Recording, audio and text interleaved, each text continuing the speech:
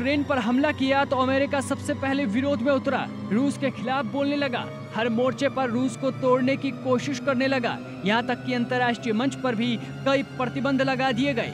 एक के बाद एक प्रतिबंधों से रूस को जकड़ने की कोशिश की गई। दो देशों की लड़ाई में अमेरिका इतरा रहा था और अपनी बादशाहत का एहसास करा रहा था, पर बाइडेन शायद भूल गए कि अमेरिका शेर है तो भारत बब्बर शेर, दहाड़ना भी जानता है और समय आने पर वार करना भी। और अब भारत के दहाड़ने की बारी आ चुकी है।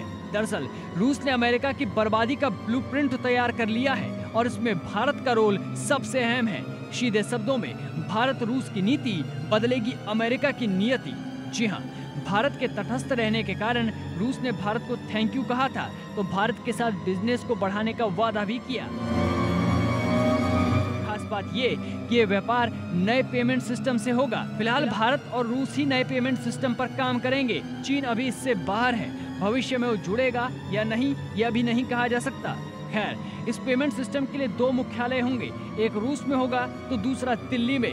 वहीं अमेरिका की बादशाहत को भी खत्म करने के लिए रूस ने कह दिया है कि वो डॉलर में कामकाज नहीं करेगा, ना किसी से डॉलर में पेमेंट लेगा और ना ही देगा। जिसे रूस के साथ कारोबार करना है उसकी पेमेंट रूबल में करनी होगी, यानी रशियन करेंसी ही मान्य होगी। ऐसे में पूरी संभावना है कि भविष्य में यूरोपीय यूनियन के 27 देशों में कोई कहने लगे कि वो तो भारत के पेमेंट सिस्टम की तर्ज पर रूस के साथ व्यापार करेगा, यानी बाकी देश भी इस नए पेमेंट सिस्टम को अपनाते हैं तो इसका असर ये होगा कि ये देश डॉलर से दूर हट जाएंगे। इससे अंतर्राष्ट्रीय बाजार में डॉलर की कीमत घट सकती है।